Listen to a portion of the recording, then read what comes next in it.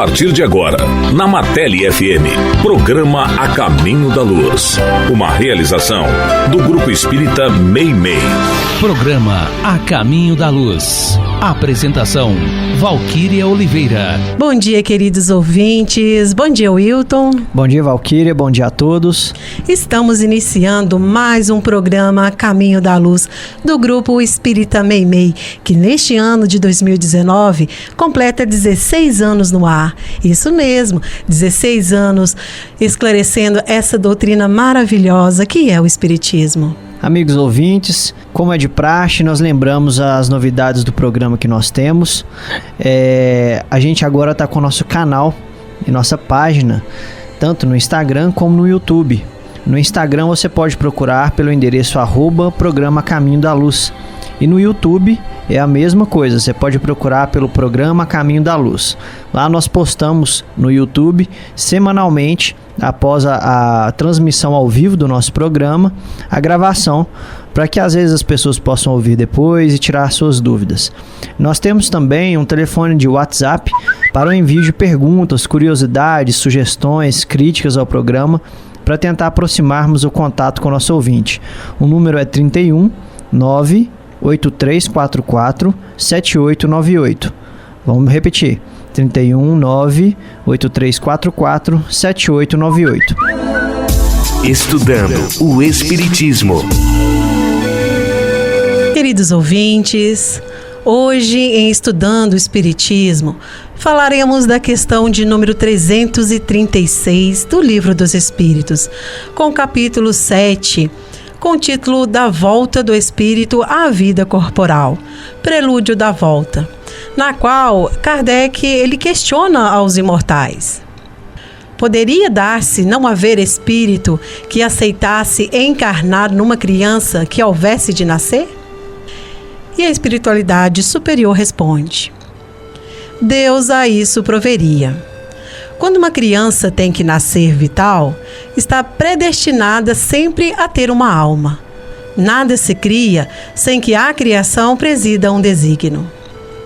Caros ouvintes, para nos auxiliar na interpretação da questão lida, utilizamos o texto de Miramês, contido na obra Filosofia Espírita, intitulado Presidindo Desígnios.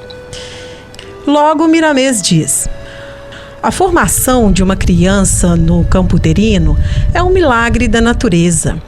É prova da existência de Deus e da sua corte angelical nos imensuráveis mundos que povoam a criação. Um corpo no seio da mãe não pode se formar por ele mesmo, sem antes existir uma causa, que é a escolha do espírito ou dos benfeitores da eternidade. Tudo é o Espírito que comanda, sob a direção de Deus e de seus agentes de luz mais ligados a Ele. O corpo em formação obedece à forma perispiritual por ser uma força poderosa, movido por uma inteligência que é a alma. Nada acontece por acaso, e quando ocorre o aborto espontâneo, e mesmo o provocado, é o espírito passando por provas ou resgatando dívidas do passado. Tudo o que passamos constitui sempre processos de despertar espiritual, até chegarmos àquele estado que todos almejamos, mesmo na inconsciência, que é a tranquilidade imperturbável da consciência. Se é Deus, nosso Pai, que preside todos os acontecimentos na criação, desde o nascimento da mônada até a sua corte angélica, desde os vírus aos grandes animais, desde os átomos aos mundos que circulam no universo. Por que Ele, o Todo-Poderoso, iria abandonar um ato sublime, como é a reencarnação de um espírito, a formação de um corpo, para servir de instrumento para esse? Nada se faz sem a sua aquiescência. Continuando a reflexão então de Miramês, ele diz que um corpo não se forma por acaso.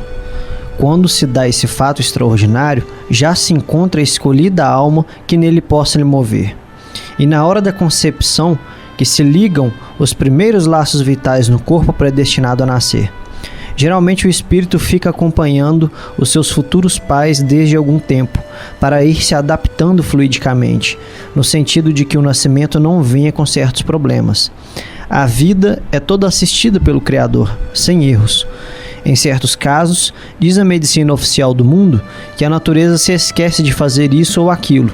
Engano, dos maiores enganos, pois a natureza é Deus operando e ele não se esquece de nada. O que ocorre são provas que o espírito tem de passar dentro das formas escolhidas. O esquecimento, se houver, foi e é proposital, para que se cumpra a justiça no clima do amor. Quando a ciência da terra se interessar pela ciência do céu, tudo vai ser visto com alegria. Todos os acontecimentos mostrar-nos-ão a mão de Deus na execução de todos os desígnios. Devemos estudar mais, que no mundo estão registradas todas as respostas para tudo o que desejamos saber. Vamos fazer uma pequena reflexão, tanto do texto lido pela Valquíria e tanto dessa segunda parte do pensamento de Miramês. Eu quero voltar aqui num pedacinho bem pequenininho que a Valquíria leu pra gente, onde Miramês diz que o corpo em formação obedece à forma perispiritual, por ser uma força poderosa movida por uma inteligência que é a alma. Então vamos raciocinar na formação de um corpo. Uma mãe que acaba de engravidar. Todo esse processo, inclusive os problemas que existem em torno dele, por mais que nós não possamos imaginar, ele é construído e elaborado etapa por etapa. É muito complexo que não tem como aqui eu explicar detalhadamente todas as situações, até porque eu não conseguiria, seria impossível fazer isso aqui.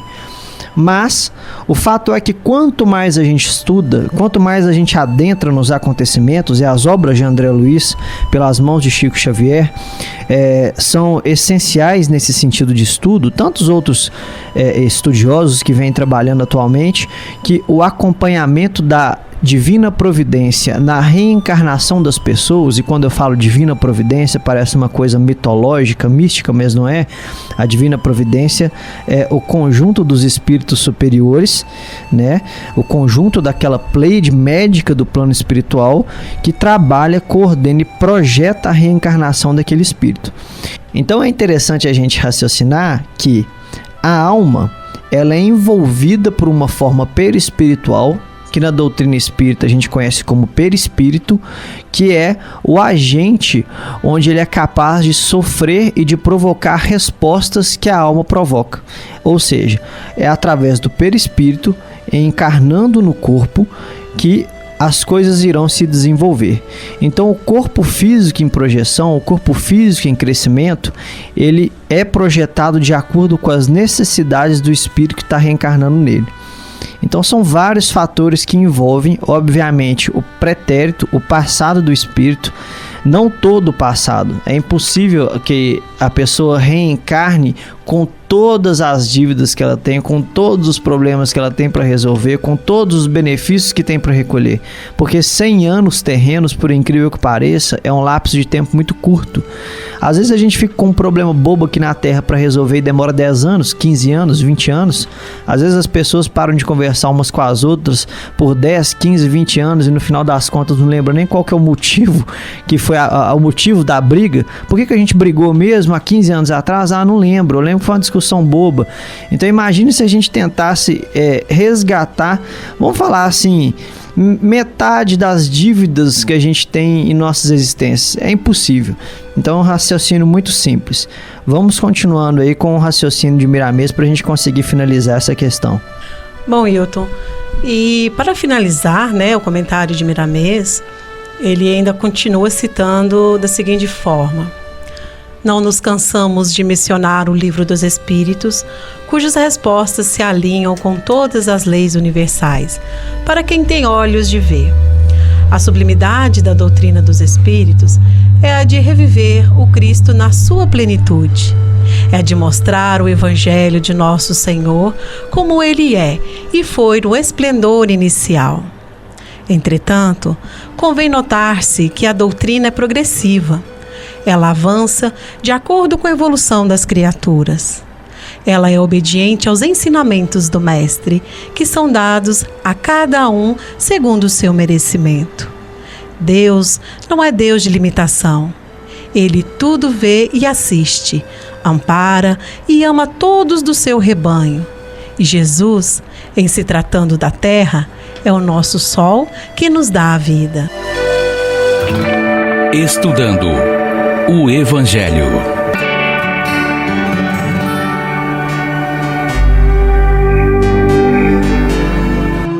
Queridos ouvintes, continuando o nosso estudo do Evangelho segundo o Espiritismo, agora com o capítulo 8. Bem-aventurados os puros de coração, intitulado Pecado por Pensamento e Adultério. E para nos auxiliar na interpretação do Evangelho, vamos utilizar o comentário de Leda de Almeida Rezende Ebner, que foi gentilmente cedida pelo Centro Espírita Batuíra de Ribeirão Preto, São Paulo. Leda inicia citando o Evangelho de Mateus, lá no capítulo 5, nos versículos 27 e 28. Ouvistes que foi dito aos antigos: não adulterarás. Eu, porém, vos digo que todo o que olhar para uma mulher, cobiçando-a já no seu coração, adulterou com ela. Então Kardec esclarece no primeiro parágrafo que a palavra adultério no texto não deve ser entendida no significado exclusivo próprio, mas no sentido mais amplo de mal, erro e pecado. Cita para mostrar que Jesus a empregava algumas vezes nesse sentido mais amplo, uma passagem de Marcos, no capítulo 8, no versículo 38. Porque, se nessa geração adúltera e pecadora alguém se envergonhar de mim e de minhas palavras, também o Filho do Homem se envergonhará dele, quando vier na glória do seu Pai, acompanhado dos santos anjos. Bom, o que fica bem evidenciado nas palavras de Jesus, citadas por Mateus, é que não se erra tão somente por atos, mas também por pensamentos. Visto que quem tem o coração puro não sente o mal e nem pensa nele. Sente, pensa e faz somente o bem. Percebe o mal ao seu redor, mas compreende-o como fruto da ignorância e da imperfeição. O pensamento mau, proveniente de um sentimento mau, demonstra a imperfeição do homem, seu grau de impureza. E podemos, assim, avaliar nossas imperfeições pelos pensamentos que nos surgem na mente, em relação às situações, às pessoas e em nosso dia a dia. E se estivermos atentos, com vontade de melhorarmos-nos, esta percepção se torna um importante instrumento do conhecimento de nós próprios, necessário para a nossa melhoria interna, da qual dependem nossa felicidade e nossa paz no presente e no futuro. Jesus chamou-nos a todos ao conhecimento pessoal, indispensável à evolução do espírito imortal, quando disse que o desejo do mal em pensamento já é uma falta e que revela uma imperfeição, um mau sentimento. Interpretando um pouquinho aqui essa leitura que a Valquíria fez, é muito interessante quando a Leda fala do convite de Jesus à interpretação das coisas, né, de uma forma mais ampla. No capítulo 1 do Evangelho segundo o Espiritismo, Não Vim Destruir a Lei, ele abre falando de Moisés, que foi a primeira das 3 revelações. E é muito interessante que nos 10 mandamentos, o 5º, não mateis, que é logo seguido do 6º, não cometeis adultério, já nos convida a uma interpretação mais ampla. À época da tradição de Moisés, e até mesmo hoje, a gente ainda enxerga esse não matarás ou não cometerás adultério da forma física da coisa. Por exemplo, não matarás, obviamente, é não matar alguém. Mas o convite do Espiritismo, que é isso que é muito bacana, ele nos força a esforçar o próprio pensamento e levar isso a um sentido espiritual da coisa. Por exemplo, o que poderia ser diferente um não matarás além de assassinar uma pessoa? Quando se liga isso, quando se conecta isso à parte espiritual. Vamos num caso prático que acho que fica fácil da gente entender. Quando chega uma pessoa perto da gente e essa pessoa se aproxima e fala assim, nossa, eu tô com vontade de estudar, eu tô com vontade de trabalhar, ou eu tive uma ideia de fazer uma coisa diferente, eu tive uma inspiração de fazer uma coisa legal, e aí você vira para essa pessoa, às vezes você fala até sem maldade, mas a gente fala naquela falta de interesse de auxiliar a pessoa, você vira com ela e fala assim, isso é bobagem, esquece isso não vai dar certo não.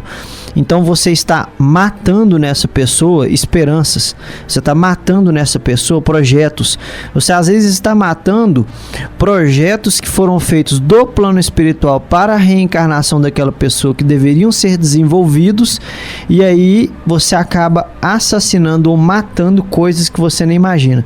Então é muito interessante essa parte de adulterar ou de matar através do pensamento, até porque nenhuma coisa física acontece sem ser pensada, projetada e executada no pensamento antes de se executar no plano físico. Nada acontece no físico antes da gente executar essa ideia no pensamento. Vamos passar agora para o Ailton. Bom, Ailton Valquíria, e Leda continua dizendo que, criando o pensamento imagens fluídicas, ele reflete no invólucro perispiritual como num espelho.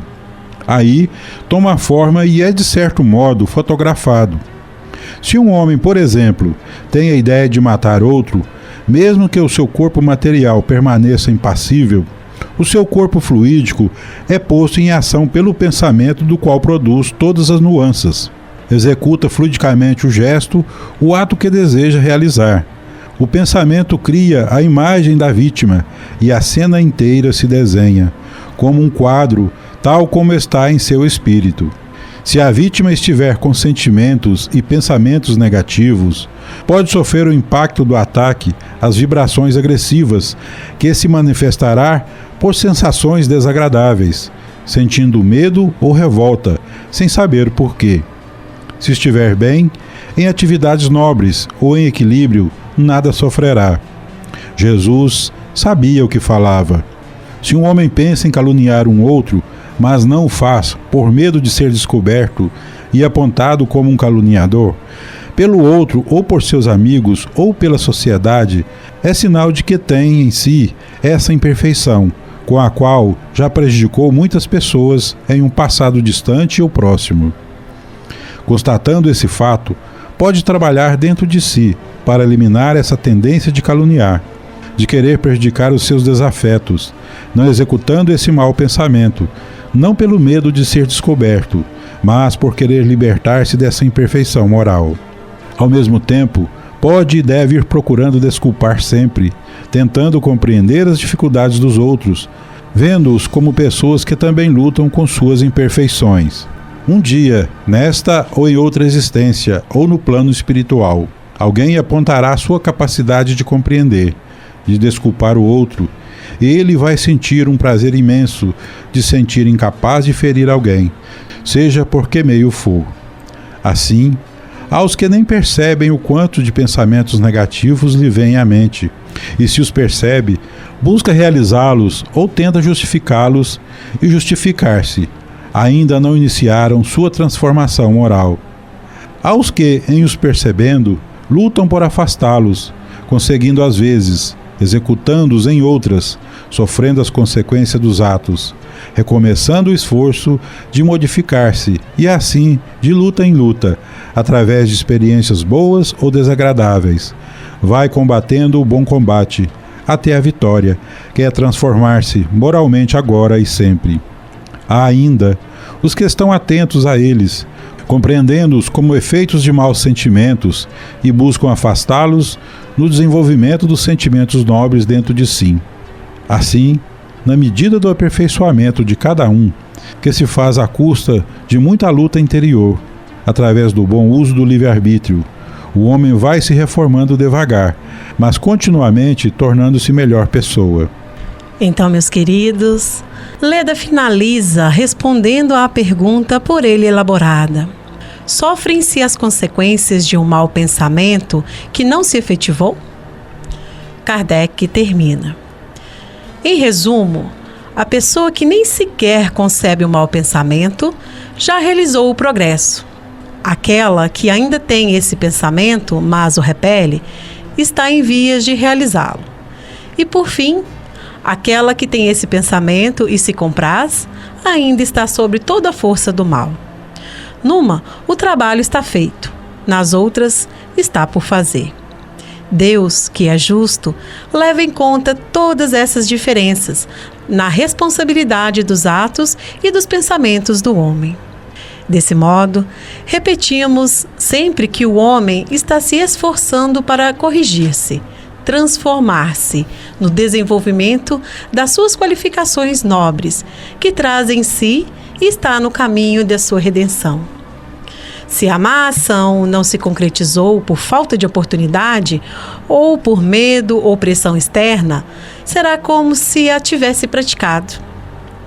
Mas, se não foi realizada pela consciência de que estaria infringindo a lei do bem, demonstrando uma intenção de vivenciar essa lei maior, as consequências serão o prazer de haver vencido a tentação do momento e o fortalecimento da vontade em viver de acordo com as leis divinas. Então, Valquíria, a gente vai fazer um comentário para encerrar o trecho do Evangelho. E eu acho que depois dessa interpretação maravilhosa da Leda em torno desse capítulo, cabe a gente falar aqui sobre o Espiritismo. O Espiritismo é uma doutrina filosófica e dentro dessa doutrina filosófica é muito importante a gente saber e interpretar que não existe pode isso e não pode aquilo. O papel de toda doutrina filosófica é esclarecer. E o Espiritismo, com o seu tríplice aspecto, que envolve e engloba uma série de interpretações, ele traz para nós um arsenal que o cristianismo nos implantou há 2000 anos atrás, trazendo ali, colocando mais água em um suco muito concentrado. Então, quando a Leda fala aqui que, desse modo, repetimos sempre que um homem está se esforçando para corrigir-se, transformar-se no desenvolvimento das suas qualificações nobres que traz em si, está no caminho de sua redenção, é isso aí. Quando a gente estuda Espiritismo, doutrina espírita, e ele desprende completamente de toda fórmula, de todo dogmatismo, de toda regra, ele nos possibilita e nos esclarece que, independente da situação que cada um esteja, independente dos problemas que cada um carrega, a pessoa sempre tem a possibilidade de começar de novo, de reiniciar, né? De trabalhar nos erros que teve. Não é largar erro para trás. A gente vive constantemente por muitos anos determinado erro. Não tem como a partir daquele instante você simplesmente falar assim, ó, isso aqui nunca mais. Envolve química cerebral, envolve repetição, envolve tempo, envolve uma série de coisas, além do convívio com os espíritos. Então, Espiritismo é libertação. Não importa o quanto a pessoa tenha errado e não importa o quanto você ainda vai errar. Todos nós fomos criados de forma idêntica pelo Criador, não importa o nome que você dê a ele, a gente chama de Deus. Se todos foram criados de forma idêntica, o Cristo Jesus que a gente conhece hoje foi criado de forma idêntica a nós. Então ele passou por todas as dificuldades, talvez não como a gente lida, né? Às vezes ele tenha lidado com forma diferente da nossa, mas que ele viveu situações similares às nossas é sem dúvida nenhuma. Se fosse diferente, se ele tivesse sido privilegiado, não existiria um Deus igual, não existiria um Deus equilibrado. Então é muito interessante isso, aonde quer que a gente esteja, em qualquer ambiente que a gente esteja, inclusive nas reuniões mediúnicas, quem é um espírito, seja ele encarnado ou desencarnado, para se falar que é melhor do que qualquer outro. Isso é impossível, isso nunca pode existir. Porque se hoje você está em determinado estágio de equilíbrio emocional, ontem eu te dou 90% de certeza, para não falar 100, né? Eu te dou 90% de certeza que provavelmente você não estava. E uma outra pergunta, o que garante que amanhã você não estará também desequilibrado emocionalmente, né? Então é uma coisa muito interessante. De fato, o Espiritismo ele tira muitos nós de impedimentos, de obstáculos, de dificuldades e nos coloca todos em posições de igualdade a partir do momento em que fomos criados e em posição de auxílio à medida que a gente vai vivendo durante a nossa existência. É muito bacana. mensagem do dia. Essa semana, em comemoração especial, foi o aniversário, comemorou-se o nascimento da nossa Irmã de Castro Rocha, conhecido como Meimei, que nasceu aqui em Mateus Leme no dia 22 de outubro de 1922 e desencarnou em 1º de outubro de 1946. Meimei, que foi reconhecida por sua brandura, inteligência e amor às crianças, foi homenageada em diversas instituições espíritas que adotam seu nome. Ela editou vários livros psicografados por Francisco Cândido Xavier, e entre eles o Pai Nosso e Cartilha do Bem. Então, em homenagem a ela, a gente vai reproduzir um áudio pela voz do próprio Chico Xavier, que é gravado, e uma mensagem muito bonita, qual o nome seja Meu Filho. Então a gente vai colocar a mensagem para ser reproduzida, para que todos possam escutá-la.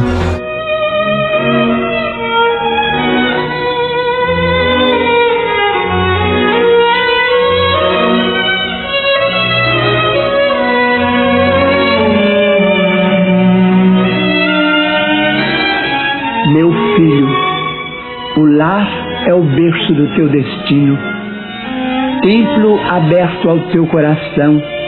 Aí tens o porto a que o Senhor te conduziu no extenso e furioso mar da vida terrestre. Aprende a respirar dentro dele com o respeito e a bondade que a vida nos merece. Haverá porventura lição mais comovente que o esforço de teu pai por manter-te robusto, e poderemos acaso encontrar mais sublime testemunho de sacrifício e ternura que o carinho de tua mãe, esquecida de si mesma em favor de tua alegria? Quando a chuva lá fora enlameia a estrada e quando a ventania passa zunindo na altura, já pensaste na bênção do teto que te agasalha? A mesa, quando a sopa fumegante convida tua fome ao repasto, já refletiste na sublimidade do santuário que te abriga? Quando cansado te acolhes ao leito, já meditaste na doce e misteriosa mão de Deus que te sustenta o sono? Aprende a honrar tua casa no culto da gentileza, enriquecendo-a com o teu serviço constante no bem e santificando-a com o teu amor. O lar é o primeiro degrau com que o Todo Misericordioso nos induz a escalar o céu. Tua casa é o teu celeste jardim no mundo. Cultiva aí, nesse abençoado recanto de paz e trabalho, as flores do bem que nunca fenecem. Ajuda-o na preservação da tranquilidade e do bem-estar, porque um dia, de fronte preocupada como agora acontece ao teu pai e à tua mãe, crescido e pensativo, terás um lar diferente, onde entrarás como Senhor e, inclinado sobre algum rosto alegre e saltitante como teu, igualmente dirás: ah, meu filho, meu filho. Meus queridos ouvintes, no próximo programa estaremos com o estudo do Espiritismo, né? Com o Livro dos Espíritos, na questão de número 337. E já o Evangelho, né, segundo o Espiritismo, estaremos no capítulo 8, Bem-aventurados os puros de coração, verdadeira pureza e mãos não lavadas. E no Perguntas e Respostas temos o livro O Consolador, com a questão de número 245. E lembramos a vocês ouvintes para enviar a sua pergunta pelo telefone, né, do WhatsApp com o número 319-8344-7898, que no mês de dezembro será sorteado o livro Renúncia, psicografado por Francisco Cândido Xavier. Nós agradecemos mais uma vez a oportunidade de falar aos corações de nossos ouvintes e pedimos a nosso Mestre Jesus, nosso modelo e guia, que nos ilumine a todos e tenhamos todos um bom dia, uma ótima semana. Bom dia! Bom dia, Ailton. Bom dia, meus queridos ouvintes. Uma ótima semana para vocês. Até domingo que vem. Tchau, tchau, Ailton. Tchau, tchau. Bom dia a todos. Você ouviu Programa A Caminho da Luz, uma realização do Grupo Espírita Meimei.